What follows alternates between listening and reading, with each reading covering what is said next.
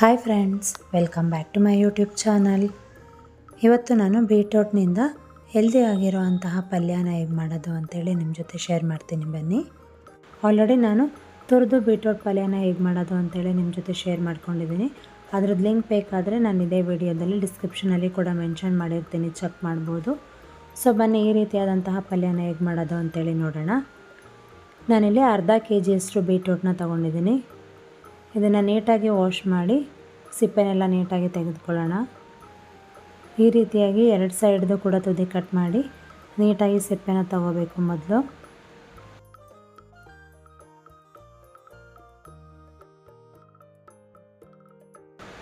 ಆಮೇಲೆ ಮೇಲಿರುವಂತಹ ಸಿಪ್ಪೆನ ಪೂರ್ತಿಯಾಗಿ ತೆಗಿಬೇಕು. ಸೊ ಇದೇ ರೀತಿಯಾಗಿ ಎಲ್ಲ ಬೀಟ್ರೂಟ್ನೂ ಕೂಡ ಕ್ಲೀನ್ ಮಾಡ್ಕೊಳ್ಳೋಣ.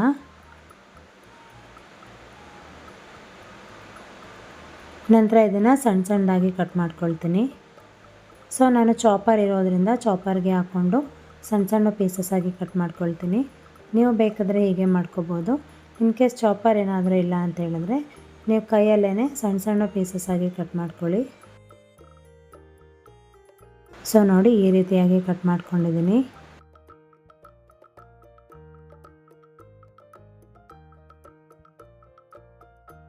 ಇದು ಮುಳುಗೋ ಅಷ್ಟು ನೀರು ಹಾಕಿ ಇಟ್ಕೊಳ್ತೀನಿ ನಾನೀಗ. ಸೊ ಬನ್ನಿ, ಇದಕ್ಕೆ ಏನೇನಿಲ್ಲ ಇಂಗ್ರೀಡಿಯೆಂಟ್ಸ್ ಬೇಕು ಅಂತೇಳಿ ನೋಡೋಣ. ಇಲ್ಲಿ ಪಲ್ಯ ಒಗ್ಗರಣೆಗೋಸ್ಕರ ಎಣ್ಣೆನ ತೊಗೊಂಡಿದ್ದೀನಿ. ಹಾಗೆ ಸ್ವಲ್ಪ ಸಾಸಿವೆ, ಒಂದು ಸ್ವಲ್ಪ ಕರಿಬೇವಿನ ಸೊಪ್ಪು, ಹಾಗೆ ನಾನಿಲ್ಲಿ 3 ಈರುಳ್ಳಿನ ಹೀಗೆ ಸಣ್ಣದಾಗಿ ತೆಳುವಾಗಿ ಕಟ್ ಮಾಡ್ಕೊಂಡಿದ್ದೀನಿ. ಒಂದು ಸ್ವಲ್ಪ ಕೊತ್ತಂಬರಿ ಸೊಪ್ಪು, ಹಾಗೆ ರುಚಿಗೆ ತಕ್ಕಷ್ಟು ಉಪ್ಪು, 1 ಬೌಲಷ್ಟು ತೆಂಗಿನಕಾಯಿ ತುರಿನ ತೊಗೊಂಡಿದ್ದೀನಿ. ಹಾಗೆ 1 ಟೇಬಲ್ ಸ್ಪೂನಷ್ಟು ಅಚ್ಚ ಖಾರದ ಪುಡಿ, ಇದು ಸ್ವಲ್ಪ ಖಾರವಾಗೇ ಇದೆ. 1/4 ಟೇಬಲ್ ಸ್ಪೂನಷ್ಟು ಧನಿಯಾ ಪೌಡರ್, ಹಾಗೆ ನಾನಿಲ್ಲಿ 1 ಟೀ ಸ್ಪೂನಷ್ಟು ಜೀರಿಗೆ ಪುಡಿ, ಹಾಗೆ 1 ಟೀ ಸ್ಪೂನಷ್ಟು ಅರಿಶಿನ ಪುಡಿನ ತೊಗೊಂಡಿದ್ದೀನಿ. ಸೊ ಬನ್ನಿ, ರೆಸಿಪಿ ಹೇಗೆ ಮಾಡೋದು ಅಂತೇಳಿ ನೋಡೋಣ.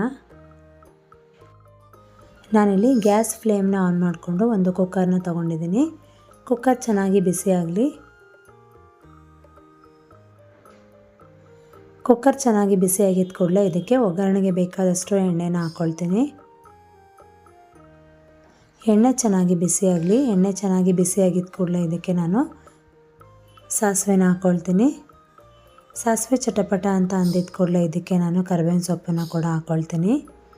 ಸೊ ನಾನಿಲ್ಲಿ ಒಗ್ಗರಣೆಗೋಸ್ಕರ ಉದ್ದಿನಬೇಳೆನ ಹಾಕ್ಕೊಳ್ತಾ ಇದ್ದೀನಿ. ಇದು ಆಪ್ಷನಲ್ಲು. ಈರುಳ್ಳಿ ಬೇಗ ಫ್ರೈ ಆಗಬೇಕು ಅಂತ ಹೇಳಿದ್ರೆ ನಾವು ಉಪ್ಪನ್ನ ಇವಾಗಲೇ ಸೇರಿಸ್ಕೋಬೇಕಾಗತ್ತೆ. ಸೊ ಹಾಗಾಗಿ ರುಚಿಗೆ ಬೇಕಾದಷ್ಟು ಉಪ್ಪನ್ನು ನಾನು ಇವಾಗಲೇ ಹಾಕ್ಕೊಂಡು ಬಾಡಿಸ್ಕೊಳ್ತೀನಿ. ಸೊ ಈರುಳ್ಳಿ ಸ್ವಲ್ಪ ಟ್ರಾನ್ಸ್ಪರೆಂಟ್ ಆಗಿದ್ದ ಕೂಡಲೇ ಇದಕ್ಕೆ ನಾನು ಜೀರಿಗೆ ಪುಡಿ ಹಾಗೆ ಅರಿಶಿನ ಪುಡಿ ಕೂಡ ಹಾಕ್ಕೊಳ್ತೀನಿ.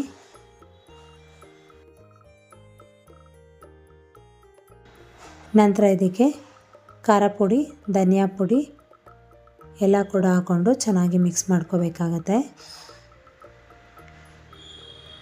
ಸೊ ಈಗ ಇದಕ್ಕೆ ಕಟ್ ಮಾಡಿ ಇಟ್ಕೊಂಡಿರೋವಂತಹ ಬೀಟ್ರೂಟ್ನೂ ಕೂಡ ಹಾಕ್ಕೊಂಡು ಚೆನ್ನಾಗಿ ಬಾಡಿಸ್ಕೊಳ್ಳೋಣ. ಹೀಗೆ 1 ನಿಮಿಷ ಚೆನ್ನಾಗಿ ಬೇಯಿಸ್ಕೋಬೇಕು. ನಂತರ ಇದಕ್ಕೆ ತುರಿದಿರೋವಂತಹ ತೆಂಗಿನಕಾಯಿ ತುರಿ ಕೂಡ ಹಾಕ್ಕೊಂಡು ಹಾಗೆ ಕೊತ್ತಂಬರಿ ಸೊಪ್ಪನ್ನು ಕೂಡ ಹಾಕ್ಕೊಂಡು ಚೆನ್ನಾಗಿ ಮಿಕ್ಸ್ ಮಾಡ್ಕೋಬೇಕಾಗತ್ತೆ. ಸೊ ನೋಡಿ, ಈ ರೀತಿಯಾಗಿ ಮಿಕ್ಸ್ ಮಾಡಿಕೊಂಡು ಇದಕ್ಕೆ ಸ್ವಲ್ಪ ಕ್ವಾಂಟಿಟಿಯಷ್ಟು ನೀರನ್ನ ಹಾಕ್ಕೊಳ್ತಾ ಇದ್ದೀನಿ. ಬೀಟ್ರೂಟ್ ಬೇಯೋಕ್ಕೋಸ್ಕರ ನಾನಿಲ್ಲಿ ಸ್ವಲ್ಪ ನೀರನ್ನ ಹಾಕ್ಕೊಳ್ತಾ ಇದ್ದೀನಿ. ಸೊ ಈಗ ನೀರನ್ನು ಕೂಡ ಹಾಕ್ಕೊಂಡು ಚೆನ್ನಾಗಿ ಎಲ್ಲನೂ ಮಿಕ್ಸ್ ಮಾಡ್ಕೊಳ್ಳೋಣ.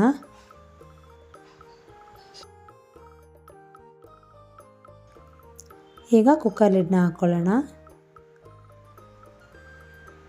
ಇದು 2 ವಿಷಲ್ ಬರಬೇಕು, ಅಲ್ಲಿವರೆಗೂ ಇದನ್ನು ಕೂಗಿಸ್ಕೊಳ್ತೀನಿ.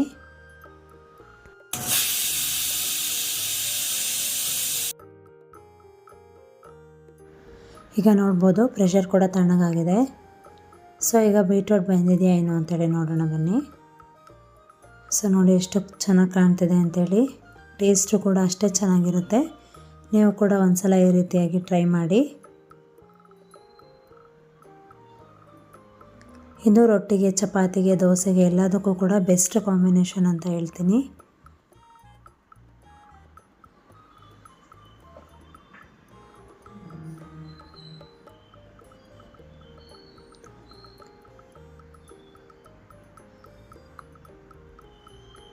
ಈಗ ಇದಕ್ಕೆ ಕಟ್ ಮಾಡಿ ಇಟ್ಕೊಂಡಿರೋಂಥ ಕೊತ್ತಂಬರಿ ಸೊಪ್ಪನ್ನು ಸ್ವಲ್ಪ ಹಾಕ್ಕೊಂಡು ಈ ರೀತಿಯಾಗಿ ಎಲ್ಲನೂ ಮಿಕ್ಸ್ ಮಾಡ್ಕೊಳ್ಳೋಣ.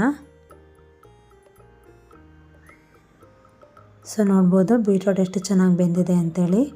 ನಾನು ನಿಮಗೆ ತೋರಿಸ್ತೀನಿ ಕೂಡ. ಸೊ ನೋಡಿದ್ರಲ್ಲ, ನಿಮ್ಮೆಲ್ಲರಿಗೂ ಈ ರೆಸಿಪಿ ತುಂಬಾ ಇಷ್ಟ ಆಗಿದೆ ಅಂತ ಅಂದ್ಕೊಂಡಿದ್ದೀನಿ. ನೀವು ಕೂಡ ಈ ರೀತಿಯಾಗಿ ಒಂದು ಸಲ ಮನೇಲಿ ಟ್ರೈ ಮಾಡಿ ನೋಡಿ. ಹಾಗೆ ಹೇಗೆ ಬಂತು ಅಂತೇಳಿ ನನಗೆ ಒಂದು ಕಮೆಂಟ್ ಮಾಡಿ.